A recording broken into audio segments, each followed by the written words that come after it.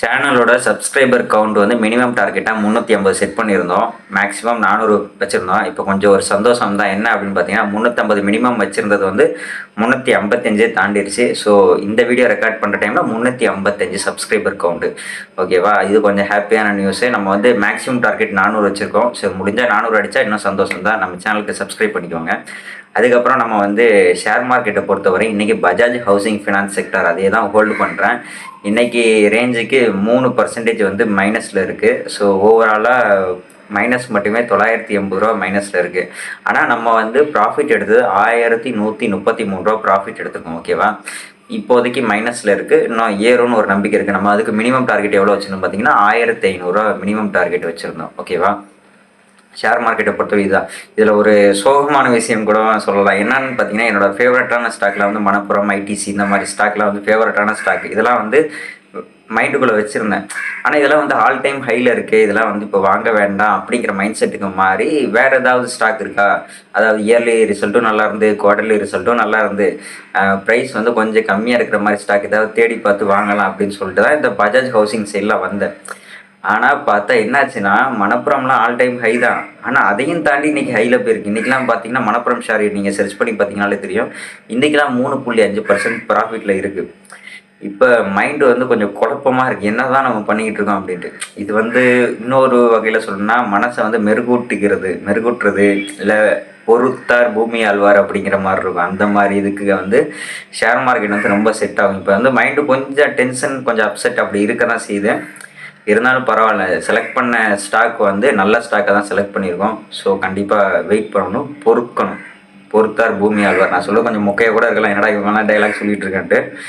But அந்த dialogue வந்து கண்டிப்பாக கடைபிடித்தா நல்லாயிருக்கும் மார்க்கெட்டை பொறுத்தவரையும். ஓகேவா, அப்புறம் முக்கியமான விஷயம், நேற்று வந்து பிளிங்கிட் ரைடு ஓட்டியிருந்தோம். பிளிங்கிட் ரைடுக்கு வந்து கரெக்டாக 17 ரைடு ஓட்டியிருந்தோம். ஓகேவா, 17 ரைடில் ட்ராவல் பண்ண கிலோமீட்டர் வந்து 98 கிலோமீட்டர். அப்ராக்சிமேட்டாக நம்ம 100 கிலோமீட்டர்னு வச்சுக்கலாம். 100 கிலோமீட்டர் நம்ம ட்ராவல் பண்ணியிருக்கோம் அப்படின்னா அதுக்கு பெட்ரோல் காஸ்ட்டு 150 ரூபா.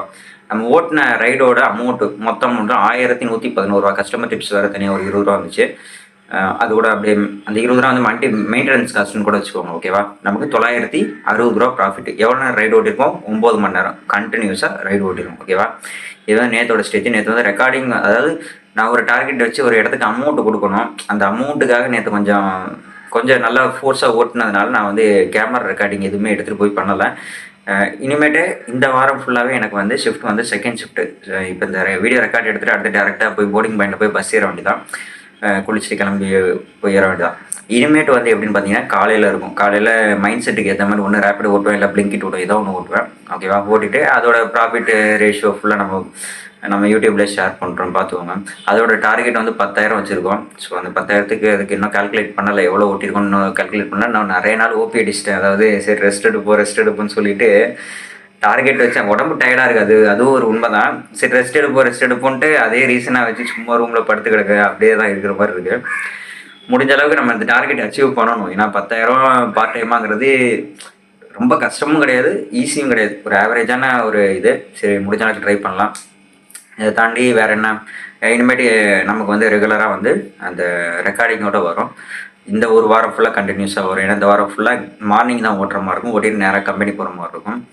அப்புறம் இந்த மாதிரி சைடு கேப்பில் ஏதாவது பசங்க நிறைய பேர் பேசிகிட்டு இருப்பாங்க. கம்பெனிஸில் எங்கே ஒர்க் பண்ணுறவங்களாம் சைடில் ஏதாவது ஒரு இன்கம் ஜென்ரேட் பண்ணோம் அப்படின்னு நமக்குள்ளே பேசிப்பாங்க பசங்க. அந்த மாதிரி பசங்களுக்கு இந்த வீடியோ ஷேர் பண்ணிங்கன்னா யூஸ்ஃபுல்லாக இருக்கும் நான் நம்புகிறேன். ஓகேவா, அதுக்கப்புறமா வேறு என்ன, நம்ம சேனல் உங்களோட கருத்துக்கள் எதாக இருந்தால் கருத்துக்கள் சொல்லுங்கள். நிறைய பேர் நியூ சப்ஸ்கிரைபர் ப்ரோ அப்படிலாம் கருத்துக்கள் சொல்லும்போது கொஞ்சம் சந்தோஷமாக தான் இருக்குது. சரி உங்களோட கருத்துக்கள் நல்லா இருக்குது, கருத்துக்கள் கொடுங்க. அப்புறமா நம்ம சேனலுக்கு சப்ஸ்கிரைப் பண்ணிக்கோங்க. ஒரு 1000 சப்ஸ்கிரைபர் டார்கெட்டை வச்சு போயிட்டுருவோம். 1000 சப்ஸ்கிரைபர் வந்துருச்சு அப்படின்னா அதுக்கப்புறம் எனக்கு பிரச்சனை இல்லை. என்னோடய எலிஜிபிள் அது 1000 சப்ஸ்கிரைபர், அதுக்காக தான் கேட்குறேன், மற்றபடி நான் கேட்க மாட்டேன். இதை தவிர்த்து வேறு என்ன, வேறு ஓகே, நான் அவ்வளோதான் கிளம்புறேன். ஒரு நேரம் ஓகே, நான் அவ்வளோதான். அதுக்கப்புறம் வீடியோ இதோட க்ளோஸ் பண்ணிக்கலாம். நம்ம நாளைக்கு ஒரு வீடியோவில் சந்திப்போம். அதுவரை உங்களிடமிருந்து விடை பெறுவது உங்கள் நான்.